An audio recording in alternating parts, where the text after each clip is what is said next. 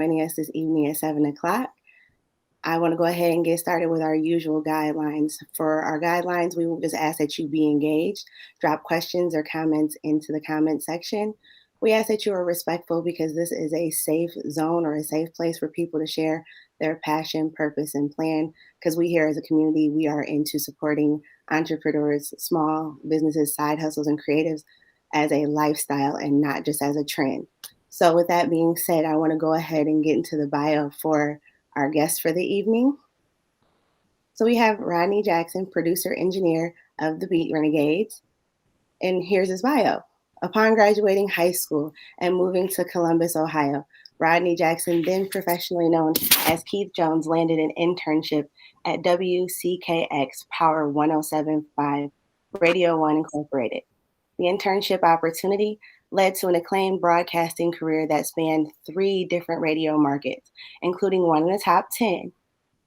He curated a weekly radio segment that Grammy-nominated artists Big Sean and Mike Posner both launched careers off of while in high school. While working in Detroit's Hot 102.7, Rodney gravitated towards music production after befriending Grammy-nominated songwriter, producer Mike Winans Jr. of Bad Boy Records. Rodney first gained Midwest and regional attention after producing for independent artist and writer Lady T.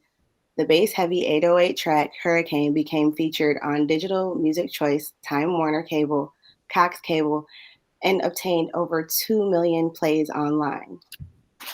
After graduating from Full Sail University in Orlando, Florida, in December of 2015, Rodney moved to North Hollywood.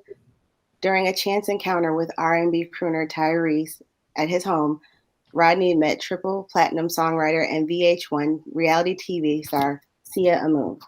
In 2019, Sia Amun released her Bedroom Sessions EP, with Rodney co-producing 3 of the 5 songs on the EP. In May of 2020, Sia Amun released her much-anticipated album, Ready for Love, in which Rodney was awarded co-executive producer as well as co-produced the second single, We Can. Rodney is also one half of the music production duo, the Beat Renegades, who produced independent artists such as Sia Amun, Blue Suede, and the new pops and R&B sensation, Emmy. He's also worked alongside the platinum recording duo, The Aristocrats, and for Chris Brown's royalty album, his music production has been featured on TV networks such as E! Network, MTV, BET, as well as VH1. That's an amazing bio right there. You've done a whole lot. Thank you. God has blessed me beyond measure. So I've just been very blessed, very lucky, at the right place at the right time. So thank you. You're welcome. So I want to let you introduce yourself to the audience here and get acquainted with them.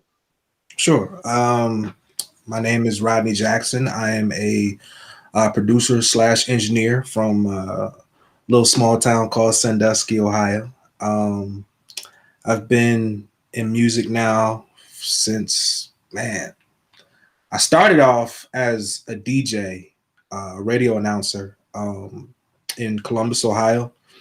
And, I just always was into music production. And then after I stopped doing, radio, I really started to really get into, music production a little bit more. To be fair, I never really stopped doing, radio, professionally. I just kind of took a break. You know what I mean? So you're actually the first person I'm actually telling this to, but I'm actually coming back to the radio. I'll be able to talk more about that, real soon. You know what I mean? But I think best way to answer that question is I think the earliest story that I remember is my mother. She said that I used to pull out the pots and pans when I was like a little boy, and I used to just beat on them, and my father, who is really into music, it's just always been in my life since I came out the womb. I've always been around music. I've always listened to music. It's just always been a part of my life. And My older sister, she's also a vocalist as well, singer songwriter. So I've always been around it like my entire life. My dad is very, very influential in terms of me learning how to engineer music and teaching me about frequencies and really kind of exposing me to different genres of music, because I think that's one thing that to be a musician or to be a producer or it be a person who's really into the music industry, I think, it really helps when you are well versed on different styles and different types of music. You know what I mean? My father had me listening to everything from soul music to folk music to, you know, you name it, man. He had me listening to a little bit of everything from Motown to jazz.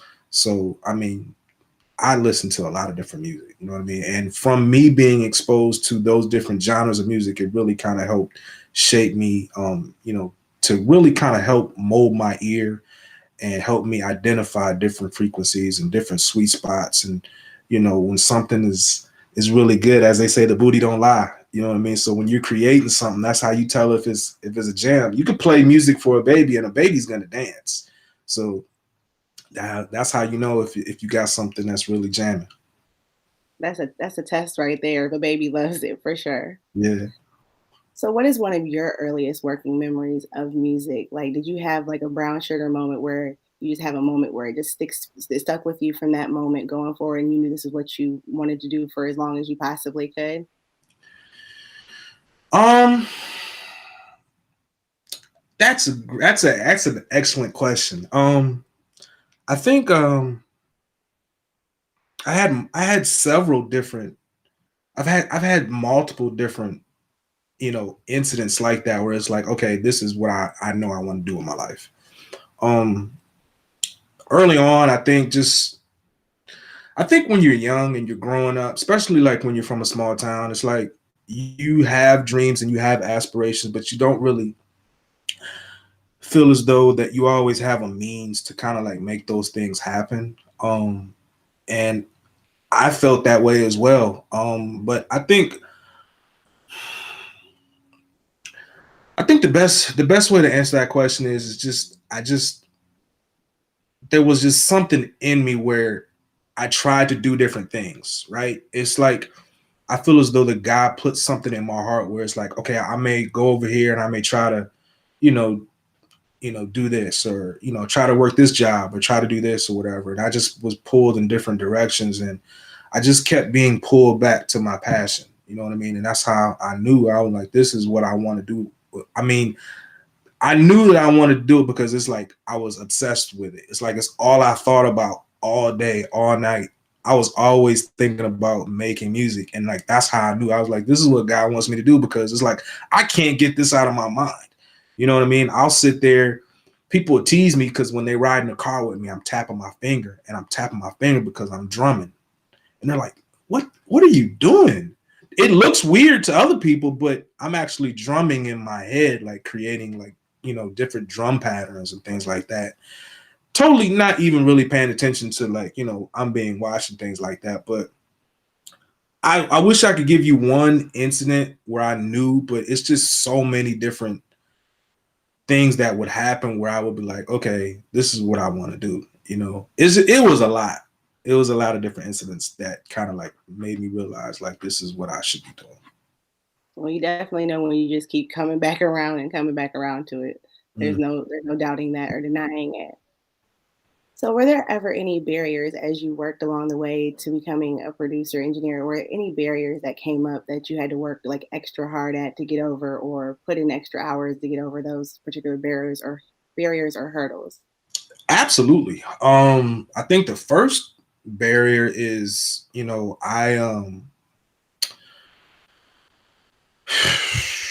I think people make you think that you need permission to live your dreams. You know what I mean? Um, you don't need anybody's permission to do what you want to do. You don't need anybody's permission to live your dreams.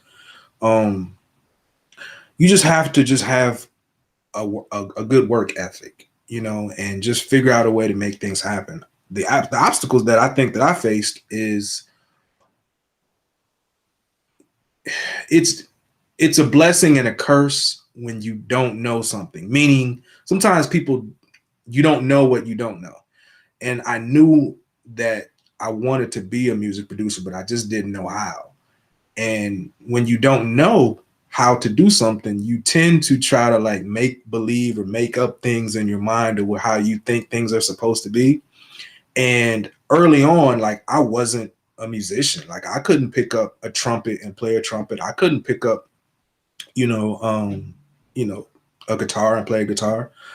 But and those things kind of made me feel kind of insecure because I kind of felt like, well, how am I supposed to be a music producer if I'm not a musician? But by being around other music producers, I was able to learn, okay, this is how you do this, and this is how you do that, and this is how you use technology to kind of like make up for things that you may or may not know how to do. Um, Another thing that was my obstacles is just really just a fear. Just you have a fear of when you create something, whether people are really gonna like it or not. When you are a creative person, like you tend to be a little bit sensitive about things that you create because it comes from you and it's like an extension of you. It's kind of like, when you have children, you never want to see your children's feelings hurt.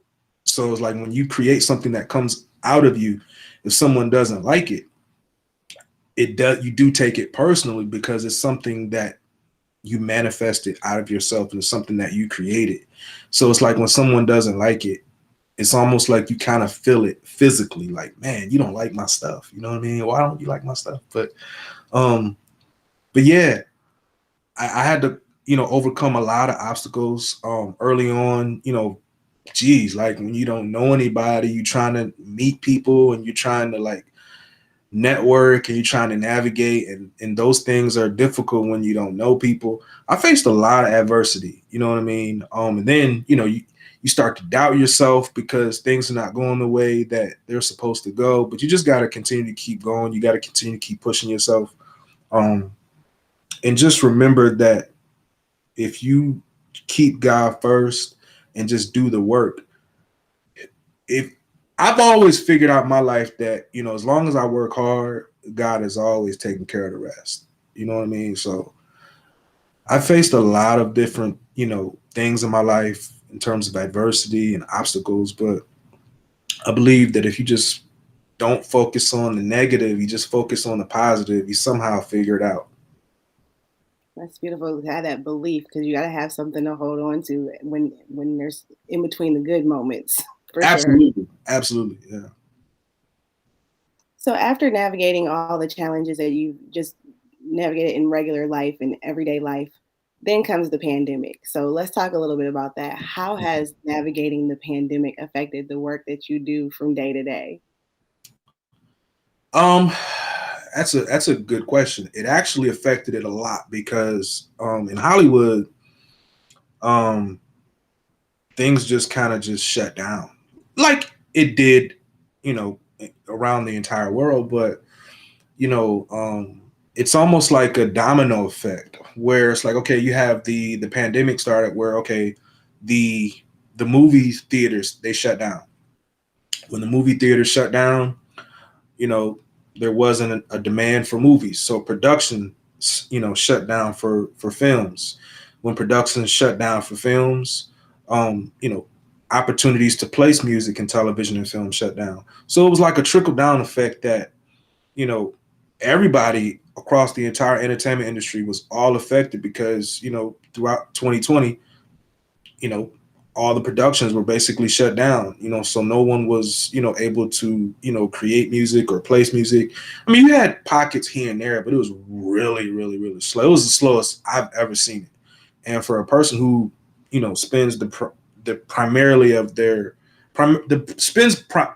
spends their time creating, and when you can't create, it does end up being, a monkey wrench in what it is that you got going on.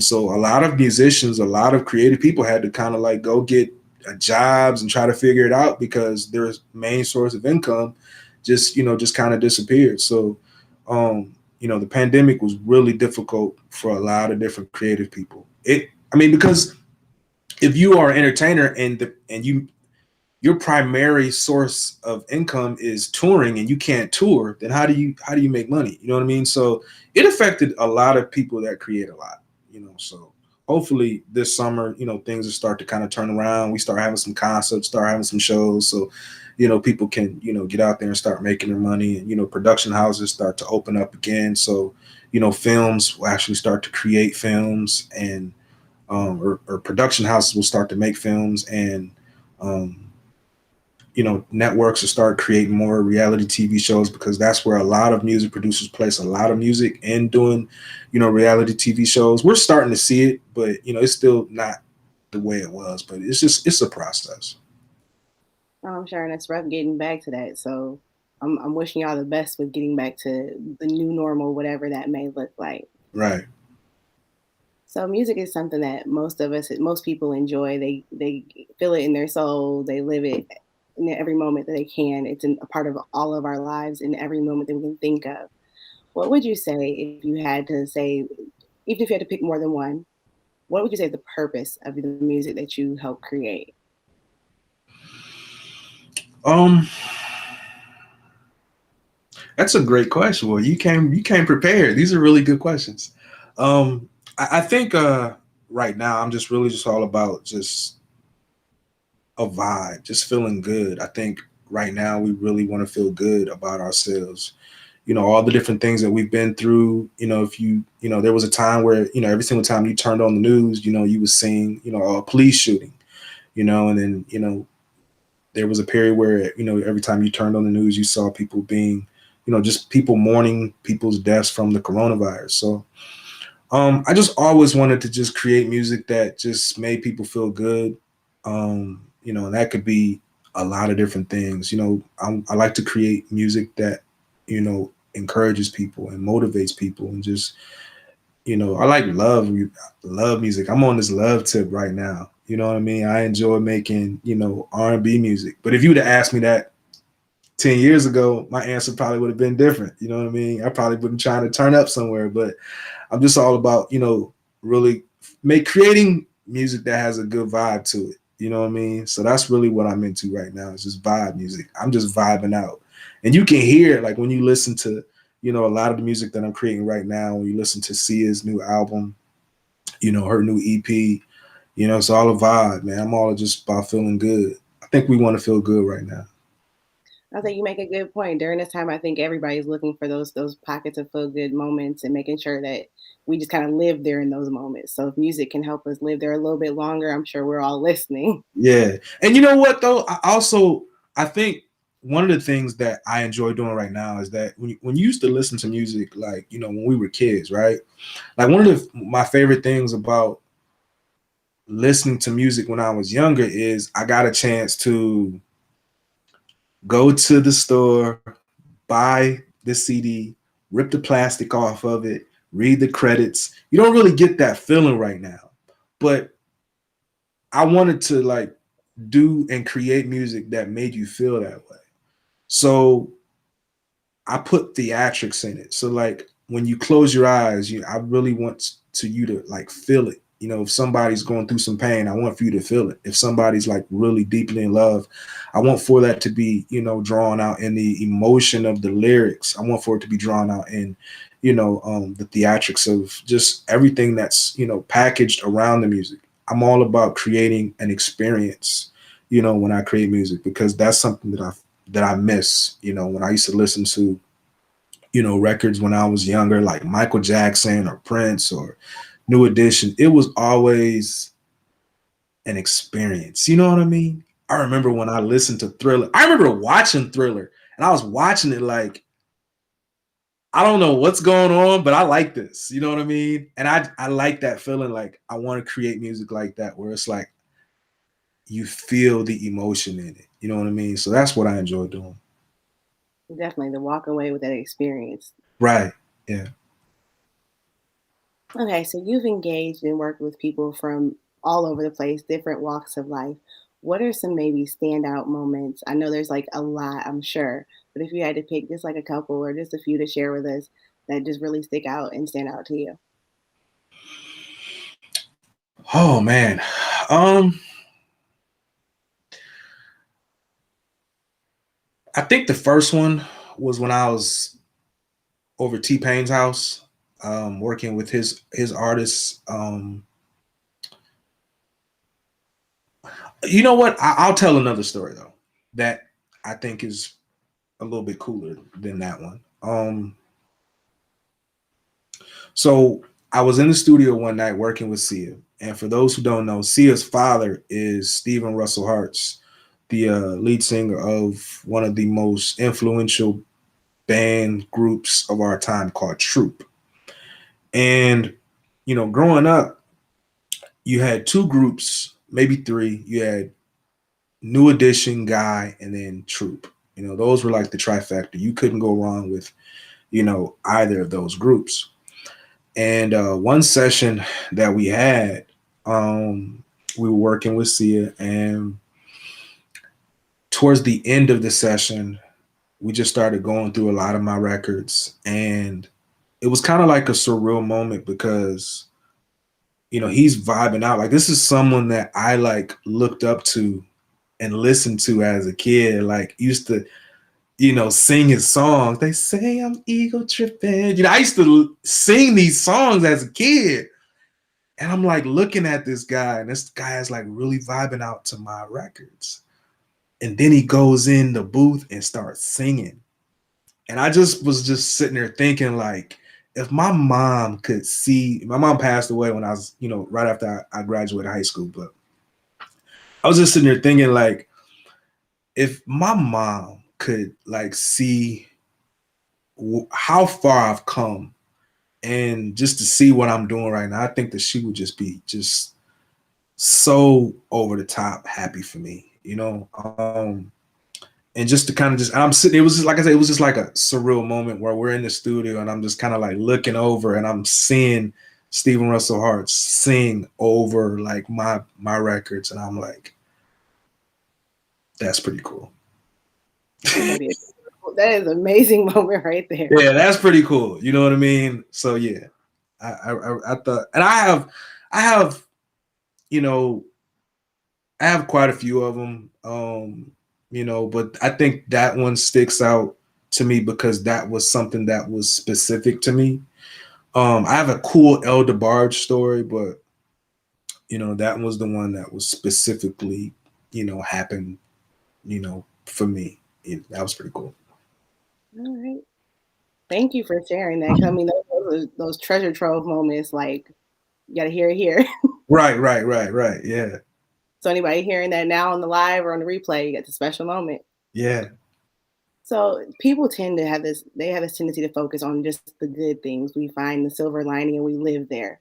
But when it comes to being a producer, when it comes to doing any kind of work like that, there are ups and downs, there's ebbs and flows. And when people see the social media, when they see just like the highlight moments, they don't know what kind of work really goes into it. So for somebody who maybe is considering doing this as a career, um, they want to be a producer, they want to be in the music industry. What's some advice that you would have to give to them? Especially like I said, there's not always the glamorous stuff. So Um, I think I think what I would advise to just have thick skin. You have to have thick skin in this business because you're gonna get so many different people that's gonna tell you no. There's gonna be so many people that's gonna tell you, your stuff sucks. There's gonna be so many people that's gonna just basically just tell you that you're really not that great. And you might not be great, but you just have to keep practicing. If it's something that you really want, if it's something like, this is the way it works, right?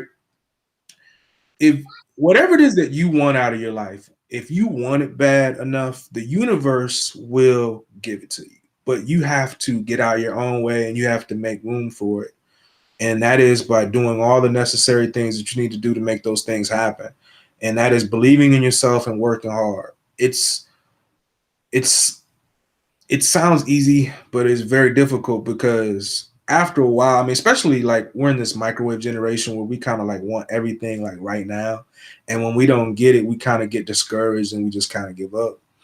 But I'm telling you right now, like the universe will give you what you desire. The universe will give you what you want if you make way for it. If you are praying for something or if you're believing in something, you will achieve it if you create a space for it. You know what I mean? But if you're just kind of out here and just half believing in yourself and not really working hard, then why should the universe give you what it is that you are, just basically just playing around with? You know what I mean? So if you just continue to just keep working hard, man, like, I mean, just have to be obsessed. You have to be a fanatic about achieving your goals and achieving your dreams. And it's not just about music, of course. This is about anything. I mean, if you want to be, you know, um, a doctor, if you want to be, a teacher, whatever it is that you are trying to achieve, man, like, it doesn't matter whatever your goals are in life, man. If you believe and you continue to keep working hard, the universe will give you what you ask. Absolutely. Got to get comfortable with being uncomfortable until those things come along that you've been asking for. Absolutely. You just have to just keep going and just keep going. And there's going to be people who are going to tell you, "Hey man, you may want to just try something else," but you just got to keep practicing. You have to keep getting better and keep getting better, and just eventually it'll happen. Eventually it will. Perseverance. Sounds like it's key. So, along your life, have you picked up lessons from other people, family members, friends of the family, church members, whoever, that have really truly applied to life? 'Cause I know there's information we all get where it's like, well, we never used that, it never made sense. But what are things that you maybe picked up that now make a lot of sense and really do fit in and make key points in your life? Um, I'll tell you what helped me, and I'll also tell you what I wish I would have known more about when I was younger. I think one of the things that did help me is, early on, is that I never really got into any trouble, and I know that kind of like may sound, you know, like what's the big deal behind that, but I know a lot of people who are very gifted, and I know a lot of people that are very talented, but they just couldn't stay out of trouble. And it's because of those different things that their path in life may have been altered. You know what I mean? So I think if I would have, you know, made a bad decision or made a bad choice early on, I believe that my path would have absolutely been altered for sure. So just keeping my nose clean, man, and just just staying out the way, and when you do right, man, good things will happen to you if you do the right thing. The second part of that I want to add that I wish I would have known more is the importance of investing. We are seeing a shift now in, like, how people understand financial literacy. I just wish that I understood that type of stuff, like, when I was younger, because if you would have just put just a little bit of money, not a whole lot, but just a little bit of money in certain things, man, you could easily be, a millionaire right now. And it's just about understanding how, finances work, understanding investing, understanding, having a diversified portfolio and different things like that, we're not really taught in school. You know what I mean? I graduated high school, never really understanding how to, balance a checkbook, or understand about my credit score, or understand about, you know, um, you know, stocks and bonds, and the purpose of investing, the risks associated with investing and things like that.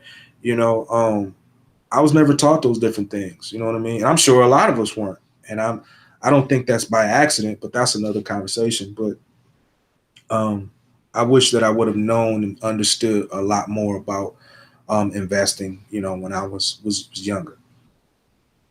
I think you say a mouthful when you say that, and I'm glad that you said that here because I'm hoping somebody watching, whether they're younger or whatever, however old they are, take that information to heart because what we don't know makes a whole lot of difference in our worlds too.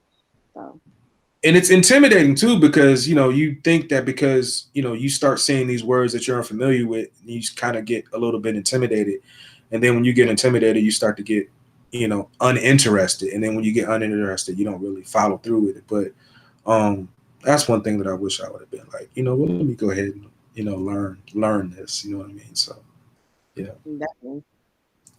So, I guess let me ask this: since you said that you wish you would have known, is there anything you're doing with respect to, like, for example, a give back or mentorship, making sure somebody behind you or after you knows that kind of information coming along in their footsteps? Absolutely. When I do speak to young people, I do try to, tell them about, investing, tell them about, some of the choices that they can make now.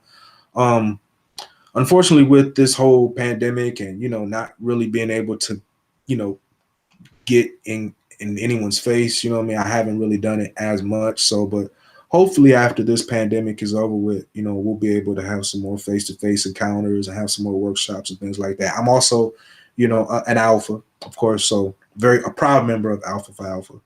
And one of the responsibilities, is being involved in your community. You know what I mean? So definitely involved in the community and mentoring young men, and I also have people that mentor me. You know what I mean? I think that in order to be successful, I think you have to understand how to be a mentor and as well as be a mentee. And I have both, but haven't really done as much as I would like to because of the pandemic. But hopefully we can get back to doing that.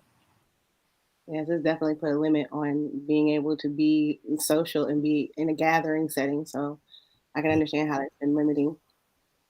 But let me ask for plans, since we're talking about just planning in general. So, what are some of the plans that you have going forward? I know COVID's got a lot of say in what we're going to do next. But what are Mhm. some of the plans that you have for the near future, as far as whether it's mentorship, music, anything? Um, I'm open to doing some more mentorship with some musicians, with some inspiring producers. You know what I mean? I'm always accessible. You can always access me via social media. Um, so that's a great question. I think I have things that I would like to do in the future with working with you know um, young talent. I would really love to go back to my hometown of Sandusky, Ohio, and speak to the kids. I would love to speak to the kids. I would love to be involved, into the community. You know what I'm saying? So I'm putting that out there. So if anybody knows anyone, in the school system, I am a vessel. Please feel free to, reach out to me and let me know how I can, get involved. But because of the pandemic and everything, I haven't really made plans because every time I make plans to do something, it just never works out. You know what I mean? So but hopefully, if we can, make something happen in 2021, if not certainly 2022 for sure. And Sandusky's definitely an area that could benefit from all of the talent that has come from it coming back, and definitely putting some time in with the youth for sure. Hmm. So, here at Doing the Mills Meeting, we are definitely a community of being connected. How can we connect with you? How can we follow and support your music and your movement?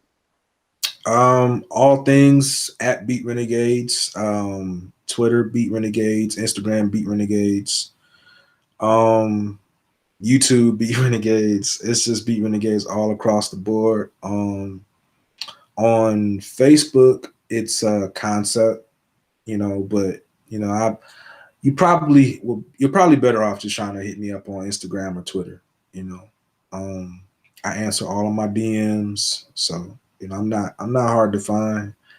You definitely can hit me up on social media for sure. All right.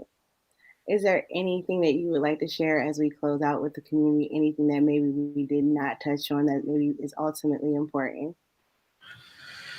Yeah, I think one of the things that I think is important, that especially as a man, I think we get caught up in always chasing dreams and always achieving goals and always trying to, we're always like just chasing something. And throughout this whole pandemic, I think the thing that I learned is that it's okay to kind of like sit back and reflect. It's okay to kind of like sit down and enjoy the space. It's okay to sit down and enjoy the conversation that you're in. It doesn't always have to be like move, move, move, go, go, go, go. It's okay to actually like sit down and have a life, experience life. You know, you don't want for it to all be about you, because what happens is when you're always chasing your goals, when you're always chasing your dreams, life continues to keep going. You know, if you're trying to, whatever it is you're trying to do, man, like life doesn't stop because you're trying to, achieve this dream or achieve this goal. Life continues to keep going on. I think as a man, my message to men is it's okay to live, man. It's okay to, spend time with your family. It's okay to spend time with your children. You know, it's okay to sit down and have a conversation and talk about things that are totally unrelated to, your business. You know what I mean? Um, Being successful doesn't mean that you don't have to have a life.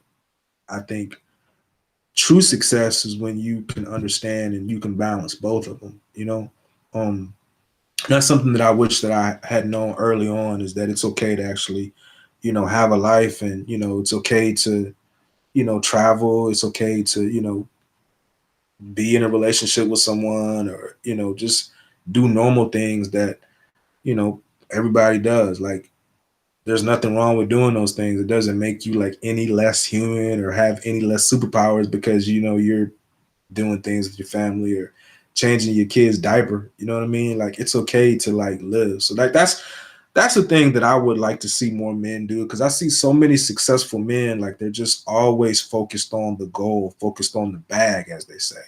And those things are great, man, but just don't be so focused on the bag that you neglect things that you can't get back, because your kids grow up and you just kind of miss out on things, or people pass away and you wish you would have spent more time with them.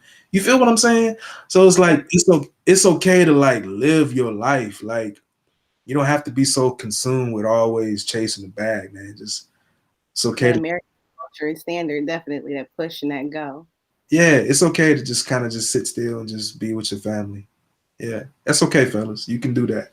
Nobody's gonna, think that you're a bad guy because you want to spend some time with your family on the weekends. It's okay. Well, what is one of the things that, what at least one thing that you do for self care or to take care of yourself and unwind at the end of all the work that you do? Um, Sia got me doing meditation. Um, I'm still not that great at it, but um, meditation. Um, Massages. I enjoy getting massages. But probably the thing that I enjoy the most is probably traveling. You know, if I could just travel, if I could just travel every month, like I would be okay with that. You know what I mean? That's kind of like how I wind down and how I, you know, um, you know, detox, and you kind of like, just reset, is just by traveling. I kind of feel like a lot of times I'm under so much pressure with, meeting deadlines and staying within a budget, and, you know, meeting deadlines and more deadlines. Sometimes you start to like feel as though that the world is starting to get really heavy on your shoulders, and sometimes you need to unplug and just hop on a plane and just, go, I don't know. It doesn't have to be any place significant, but just to kind of get away. And I understand, like, not everyone can, can do that, but to just unplug, I mean, shit, you can get in your car and, go just travel, go someplace and just get away for a little bit for a weekend. You know what I mean? So I think that's the thing that I do the most to kind of like, keep me grounded, to help me reset, is to travel, unplug, turn my phone off. Oh my God, turn my phone off, man. So simple, but so hard for so many. I know. Yeah, yeah, Thank you for that. no problem. Well, thank you for your time. Thank you for joining us here. I appreciate you. And anybody watching, definitely still be sure to comment. We appreciate that. And it looks like there may be some stuff going on in Sandusky where you can get some mentorship in for sure. Got a few comments there. Okay. Thank you who's tuned in. Have a good Monday evening, and we'll see you back here. Thank you. Thank you for having me.